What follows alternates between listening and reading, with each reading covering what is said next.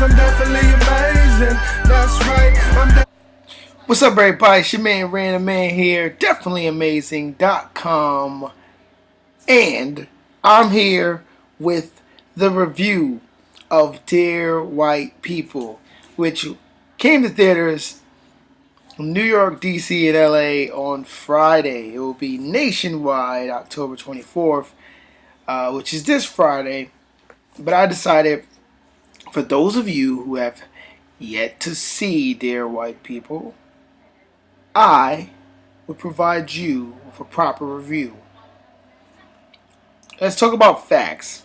Fact. I didn't see Dear White People on Friday when it debuted because it was sold out. Fact. I saw Tessa Thompson at Union Square Theater. She walked right by me, which was a blow to the ego. No, she was, I guess, looking for one of the theater attendants, and I knew it was her. And she's breathtaking in person. Fact. I saw it Saturday, but most of the shows were sold out on Saturday as well. I had to catch the 10:20 show, 10:20 p.m. It was a spectacular weekend for Dear White People, to say the least. I believe it sold out many of the shows this weekend. The 10:20 show eventually sold out to the 12:55 show. I heard sold out as well. And I heard the same thing happen on Sunday as well. So we're going to jump right into it. Tessa Thompson, the character that she plays, Samantha White, is the quintessential rebel rouser of the film. And as much as Tessa Thompson is breathtaking and gorgeous, as much as this film does center around her radio show / YouTube channel, Dear White People, as much as it focuses around her, it does not maintain a primary focus on her. This film is a film dedicated to several plot points merging into one, merging into the cohesive, somewhat climactic end that brings this school to a new level of consciousness, or hopefully brings the school to a new level of consciousness. The school, Winchester University, that she attends, it is one of those universities that prides itself on equality and unity, but it doesn't deliver. So she fights against the status quo in this film.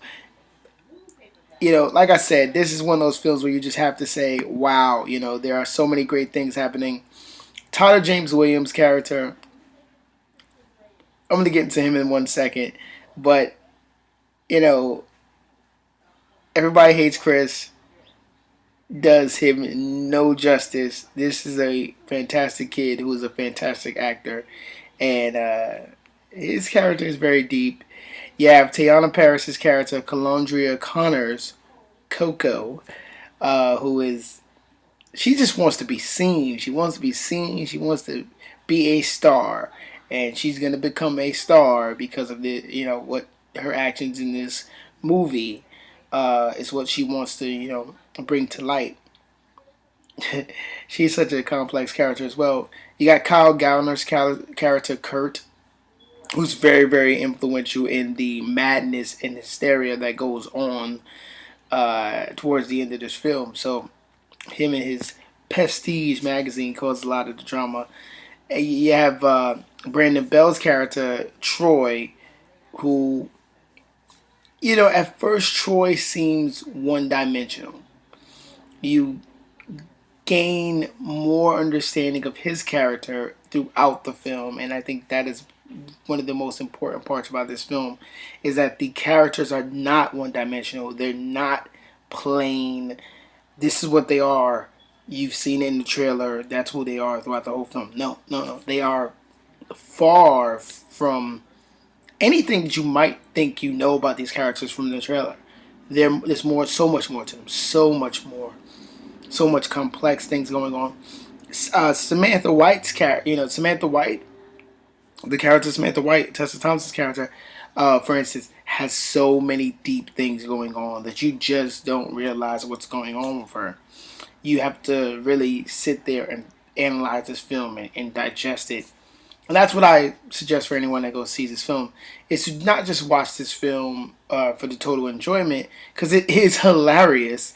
It is probably one of the funniest films I was able to see this year, but also for the great satire that it is, and it does open up the dialogue very much. So let's get into it.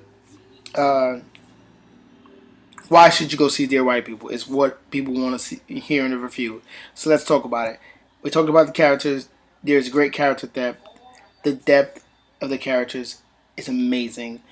I'm going to point out one big point. Tyler James Williams' character is pretty much, if for all intents and purposes, the reason why you should see this film. You won't understand what his character is just by seeing the previews and the trailers. You won't. His character is so complex and so deep. It's so many different things that are troubling this one kid. If you've ever been a kid that's been a loner on a big campus or a small campus, or just been a loner in life, period, you identify with his character. And if you ever were trying to find out who you were as a person, you identify with his character. But then when he starts to find out who he is, it seems like who he is still being directed by someone. And then he finds out later, that's not who I am, but this is who I am. And it's so many different levels to his character. So for his character alone, character-wise, that film hit on all levels. Let's talk about the story. The story itself revolves around 4 African American students and what they have to deal with on this campus, being proverbially the needle in the haystack. It revolves around this very, very sick and twisted party, which is pretty much a blackface party, hip hop, get out your inner Negro party that is held by this magazine on campus called Prestige. And that's where this film's going. It's going in that direction. The climax is, what is this party going to do? But before we get there, there's so many different story points that take you from highs to lows to I'm not understanding how I should feel about that. I think story-wise, Justin Simien, who directed this and wrote it, if I'm not mistaken, yes, he did write it. This film hits on so many levels because the characters alone can drive this story, but the story develops these characters in such a way that they're affected by what goes on in the story, and you feel the brevity of this story. You feel it. You feel it on your way to your shoulders. It's lighthearted at times, but you start to say, whoa, there's some serious things going on here. And a lot of times in the theater, when I was watching it this weekend, there were a lot of people just that had to gasp out and say, "Yo, what the, whoa," And there were a lot of moments where you just bust out laughing, So it's great. Storyline is great. It is a comedy satire. And in that retrospect, it hits on all levels. It is hilarious. There are things said in this movie that are not in those trailers, that are not in the Red Band trailers or anything else. there are things that are said in this movie that make you say, "What? They say that?" And it's hilarious on various different levels. Even at its most serious parts, it's hilarious, and that's what's great about this film. And then finally, what I think is the most important part of this film is, does it deliver the same impact that some of Spike Lee's films have delivered? A lot of people have been talking about it. Is this the next Do the Right Thing? Is this the next, Crooklyn? What is this going to be? This is the Dear White People. This is not the next Spike Lee film. This is not the next, it's not the next Do the Right Thing. It's not the Do the Right Thing of our generation. I've made a mistake to say that a lot this week leading up to this film. This is the Dear White People for our generation.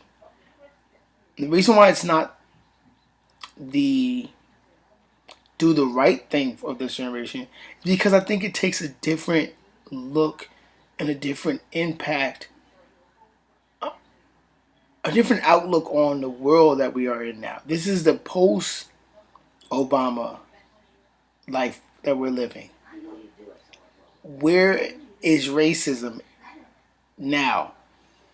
Is it covert or is it overt?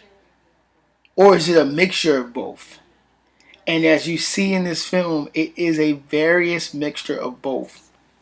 There isn't many things that are hidden, but then there's some there's some outlandish things that you're like, they let that go down on that campus.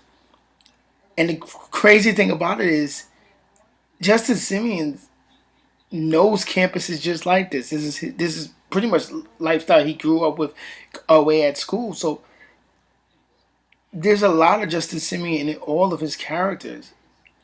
Beautifully written, great storyline, great comedy, and the characters are beautiful.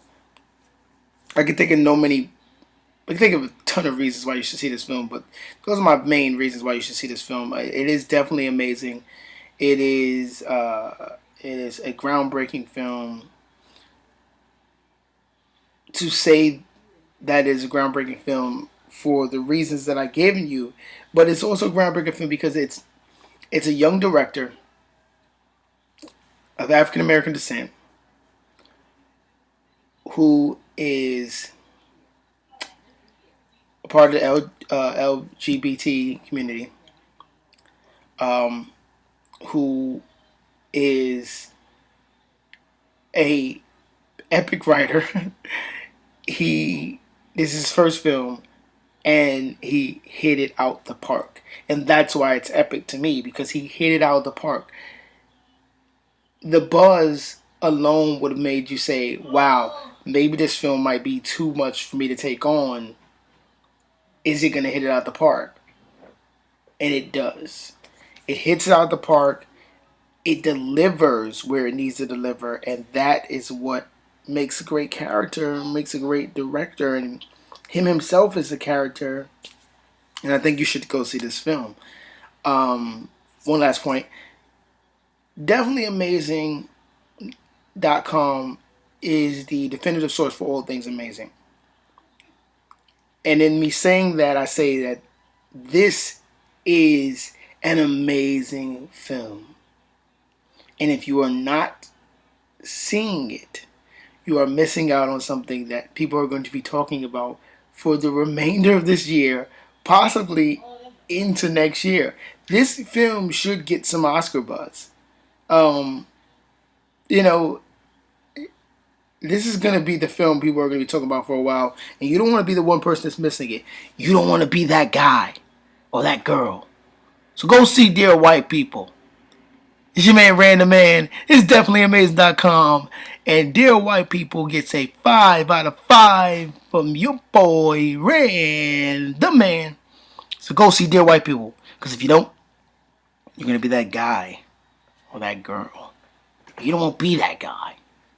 You want to be this person that saw it. I'm out, people. Later.